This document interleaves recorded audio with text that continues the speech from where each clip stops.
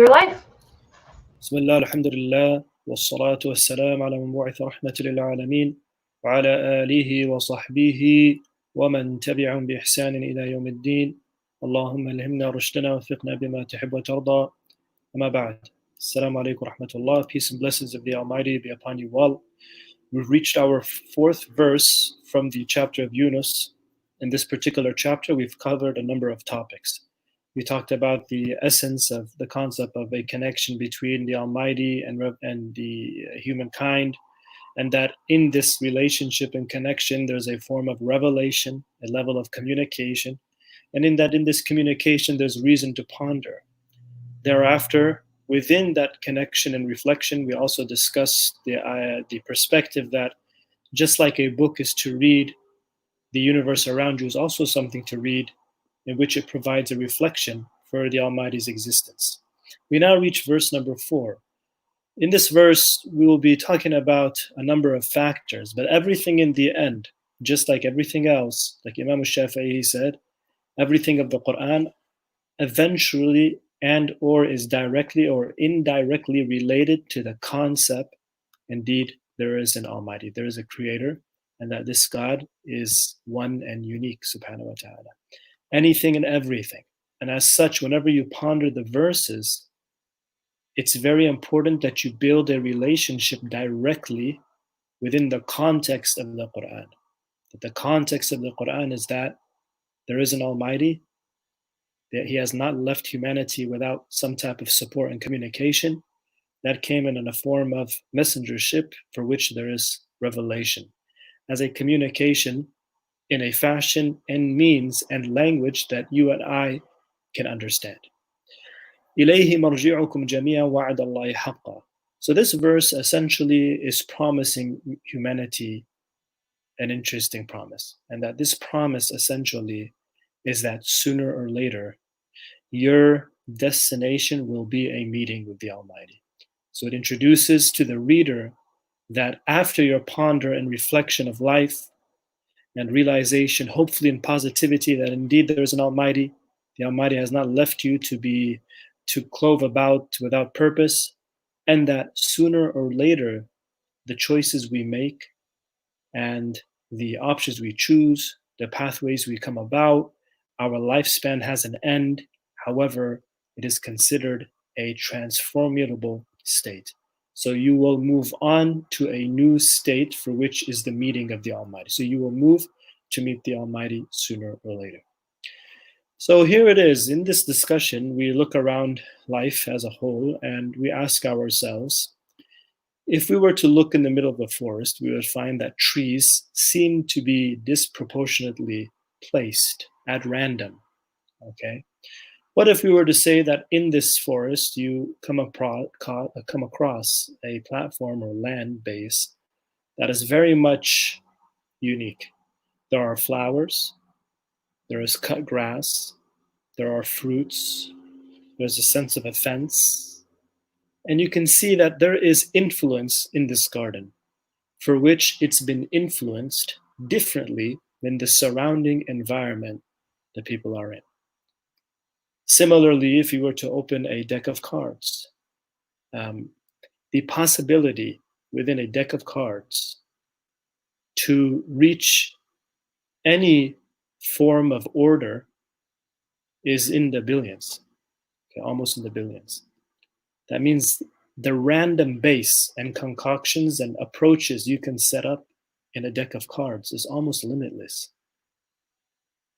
However, what if we would say that a particular deck has been designed in such a way and ordered in such a way that in this scramble came about something extremely unique, okay? And that's the introduction that is out there. It is for us to ponder and think about that life and our existence, there is an influence behind it. There is a designer behind it, an organizer that is behind it. And that just like a forest, we can assume universe, there comes about an organized beacon, an organized garden that has life, it has fruits, and it has a direct correlation to something extremely unique that is outside of that which is common. And that essentially gives us the thought that Earth in of itself and our design as the human species, this is what the Quran argues, is like an individual who's designed us in a particular fashion. And as such, their influence is there, and you can see that influence there. Okay, just that random deck of cards, how many different approaches it can do. Similarly, the idea that life can be produced in such a fashion and be organized in such a unique form that you and I, we currently exist in, is limitless. Okay, meaning that the possibility, the probability of this happening is 1 to almost unlimited infinites. But that one did happen. Okay, that one did happen. And that the argument is that one occurred because there's a direct influence that something like this happened. So as such, if we say the probability of life coming out to the way it is as we are right now is 1 in a unlimited number, that should give a rise to a thought that it is very much more probable that indeed there's an organizer behind things. So this garden that we see, there are laws that surround it. Life, there are laws that surround it, and these laws, again, are essentially, the Quran argues, and as we discuss in this particular verse, signs and reflections of the Almighty's constant organization of the universe. So thermodynamics, right? The second rule of thermodynamics is that time moves forward. And that's a law here. The time essentially, it moves forward. So you and I, as human beings, we move forward and we can't move backwards. And when we say move forward and backwards, I don't mean steps with our legs. I mean the generation of our life. So we move forward in our life and we can see its effects upon us every single day. And we get older and older, and then sooner or later, there is an end. And as such, thermodynamics, it argues that essentially in the second rule, as we said, time essentially is moving forward, and that the disorderly events in life is growing more and more. And in that disorderly events, we mean to say that, for example, time moving forward, it means that, for example, things that are organized are almost, it is essentially a set concept for which the disorganized that is out there is continuously growing, but that set concepts always exist, and they are rules and regulations. Okay? So if we say that we're always moving forward, and that this is one of the rules of life, and as such, we continuously move forward, and then sooner or later, the argument is the designer of these rules has an end for you, but that end one day or another will be a meeting with the Almighty subhanahu wa ta'ala. The Quran, it says here, إِلَيْهِ مَرْجِعُكُمْ جَمِيعًا وَعْدَ اللَّهِ حَقًّا. To the Almighty is all of your return. Okay? إِلَيْهِ مَرْجِعُكُمْ جَمِيعًا وَعْدَ اللَّهِ حَقًّا. Okay? To all of you, humanity, the one for which the Quran is speaking to, okay? All of your destination sooner or later will be a return back to the Almighty. Okay. وَعْدَ اللَّهِ حَقًّا, it is a promise that is very much true. It is a promise of truth, from truth, which is very much true. إِنَّهُ يَبْدَأُ الْخَلْقَ ثُمَّ يُعِيدُهُ لِيَجْزِيَ الَّذِينَ آمَنُوا وَعَمِلُوا الصَّالِحَاتِ بِالْقِسْطِ. So as we have said, there are, in quantum theory, etc., there are laws that govern the universe. And these laws, had they not been in place, the universe or Earth, for example, wouldn't be as such. If we say the Big Bang Theory, there were laws that govern the temperatures. If this temperature had risen higher, it would have tremendous results that would have changed the course of humanity. if the temperatures were lower, or more particularly, the gravitational pull. If the gravitational pull was much larger, then the idea that space is increasing, for example, would be non-essential because it wouldn't happen. Why? Because the gravitational pull is too strong. It was too powerful, or is too powerful, or was too powerful. So as such, when we think of assuming the Big Bang Theory is a thought, an established fact, its pretense that there was an expansion, integration, etc., in order for it to expand, the gravitational pull would have had to have been much light. It had to have been a precise measure of strength. If it was stronger, it would not be able to expand. So as such, the universe would very much look different. With this thought in mind, that these laws that constantly govern the universe and surrounds us, it provides that indication that the garden very much has a gardener, and that influence surrounds us. And that's why in these Quranic verses, in this chapter, we had talked about its relationship to the circumstance we are in now. That there are laws governing the universe, so as such, you human beings have choice to either approach the road of righteousness, which is also governed by the Almighty, or to turn away from the road of righteousness and not abide by the governance of the Almighty, but sooner or later, there is an accountability behind that. This relationship to the universe and the laws that exist within is that had the universe not had these laws, this universe would not exist the way and provide for life to exist in the way that you and I are now sitting here. There are the small examples, and there are very sophisticated examples. If we're a little closer to the sun, for example, we hear that quite a bit, we would have burned up. The temperature would be too high. A little bit farther away from the sun, we would freeze up. Okay? So its relationship to guidance, and particularly to the relationship of the Almighty, not leaving humankind without a type of instructional manual for its support, is that you have free choice. So if you abide by that which is considered of righteousness from the Almighty by these governing advices, your result would be a form of appreciation, and you would be able to exist. However, if you, hypothetically assuming we say exist here with quotation marks, however, if you turn away, then similarly as had the laws of the world not existed in science, etc., it wouldn't sustain. Similarly, you are essentially making yourself not sustainable. So as a result, the end result with the Almighty would be considered negativity for you.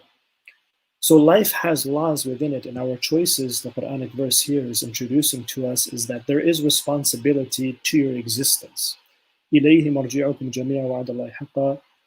The return to the Almighty is very much a true matter, and its relationship is very similar to the concept for how life came into existence from an essential being, that is a prime mover, the first, and as a result, life's existence from this essential being provides a roadmap that you're always moving forward, and that in this roadmap, as you move forward, sooner or later you return back. Okay, you move forward to a domain and circumstance for which your accountability comes into play. إِنَّهُ يَبْدَأُ الْخَلْقَ ثُمَّ يُعِيدُهُ. The Almighty is the one who caused life to exist. He initiated the existence of life, okay? From nothing. This is the argument in Islam.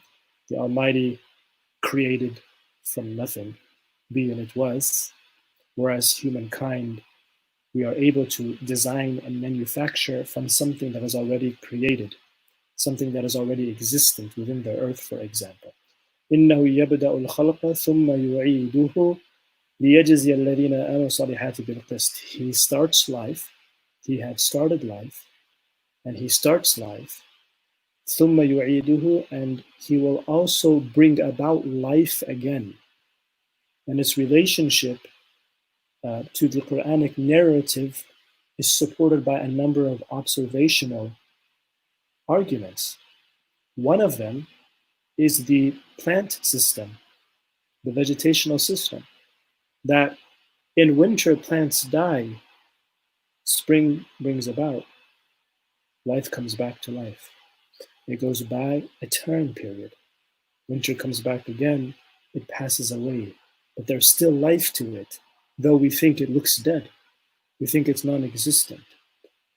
So its relationship in the Quran to life after we pass away is provided in metaphorical thought for which we need to think about very much. The parallel is that you look to the vegetational kingdom and you see how life passes away, but أنزلنا على الماء اهتزت وربت, that through the process of temperatures and weather changes involving very much water, giving life again to something that was once dead, so too كذلك النشور, so too is your return to the Almighty, your resurrection to the Almighty. And this is something that is related and shared within the Abrahamic faiths. إنه يبدأ الخلق ثم يعيده ليجزي الذين آمنوا وعملوا الصالحات بالقسط. So the Almighty, إنه يبدأ الخلق, He starts life, ثم يعيده, and He brings it back again. ثم يعيده, He initiates another element to that life again. ليجزي الذين. So the lam here in Arabic is very much a sababiyya. It's a very interesting lam, just one letter, for the purpose of ليجزي الذين آمنوا وعملوا الصالحات بالقسط. So there is a purpose behind that it provides an opportunity for the Almighty to show His mercy to you and provide mercy to you and to forgive you and to guide you and to enter you into a utopian abode, for which materialism isn't the greatest good, but it is that realm of being with the Almighty subhanahu wa ta'ala, Him being pleased with you. And as such, this lam here actually argues that in Islam and its relationship to understanding God's perspective, is that the Almighty wants to forgive you. Okay, the Almighty wants to guide you. He wants to forgive you, subhanahu wa ta'ala. His forgiveness is preemptive, subhanahu wa ta'ala. That is, it's already written with Him, right? كَتَبَ عَلَى نَفْسِهِ الرَّحْمَةِ. It is already established with the Almighty that His mercy very much is true, and it is part of Him, subhanahu wa ta'ala, and His names and attributes. And as such, the abnormal state is to turn away from this mercy. The abnormal state is to turn away from faith and mercy of the Almighty and guidance of the Almighty, for which the Almighty wants for you. That is considered the abnormal state. That lam as-sababiyya that's found in the portion, لِيَجْزِيَ الَّذِينَ آمَنُوا وَعَمِلُوا الصَّالِحَاتِ بِالْقِسْطِ, that the Almighty rewards those that believe, right, and work righteousness in their life out of their free choice. They abide by righteousness, and their actions are very much considered qist. They're just actions. The actions they choose to do are just in of itself, that it is very much good in nature. And that again, you go back to this lam here, lam as-sababiyya, I'm going to circle, I forgot I have an electronic pen. It indicates that the preemptive state is that the Almighty wants to forgive you, wants to guide you, and that through life, through the concept that God gave life to humankind, He wants to forgive you. It's an opportunity to receive forgiveness and attain it. It's an opportunity for you to attain happiness and abide by the call of righteousness. And that's the preemptive state. What is the abnormal state, which is to turn away from that preemptive state, is to do the opposite of that. وَالَّذِينَ كَفَرُوا لَهُمْ شَرَابٌ مِّنْ حَمِيمٍ وَعَذَابٌ أَلِيمٌ بِمَا كَانُوا يَكْفُرُونَ. For that what they used to choose to do freely, while they know what they're doing is wrong, and they choose to abide by their own lusts and desires. Knowing that, and that's all part of the meaning of yakfurun, knowing that what they're doing is wrong. They have the intellectual capacity, they have understood, they have recognized truth, and at the same time have the ability to apply it, but they choose to turn away. Okay? And as such, kufr entails an element which is known as arrogance or pride. There's also part of it, batlul haqq wa ghamtun nas, to reject truth, to look down upon other people. is considered from the kufr. So as a result, there is an element in that preemptive state that its destination is paradise.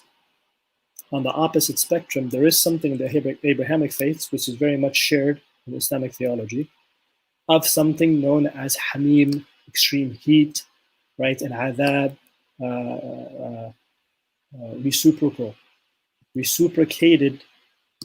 reciprocated penal initiatives. Alim, obviously, is going to be uncomfortable. There will be an essence of discomfort and pain. But bima kanu yakfurun, for that which they used to choose freely, knowingly, arrogantly, while knowing and recognizing the truth is opposite to that. And this brings in an interesting discussion for our thoughts. Among the ulama, there's a discussion that if an individual is looking for truth and they are sincere upon it, and they pass away in that state, this is not considered kufr if they are sincere and they're looking for it and they're trying to find it. Okay? It's not considered kufr. Or الَّذِينَ كَانُوا يَكْفُرُونَ بِآيَاتِ اللَّهِ. They ask for guidance, they're trying to find the correct path, among other things, and they pass away before that state. That's not considered kufr.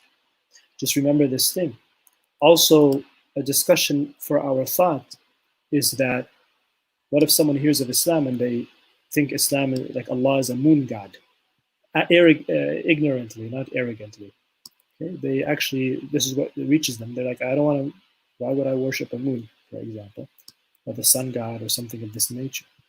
That's not necessarily considered kufr in the sense of one who changes and alters their primordial state. Okay, they're trying to find truth in this case. So this is a very beautiful ayah because it introduces something that the Almighty, again, is trying to teach us. That the Almighty, He doesn't benefit from punishing people. Okay? He doesn't benefit by making people go astray, subhanahu wa ta'ala. And as a result, the prophetic tradition has said that if all of mankind were to be mischief and turn against the Almighty, it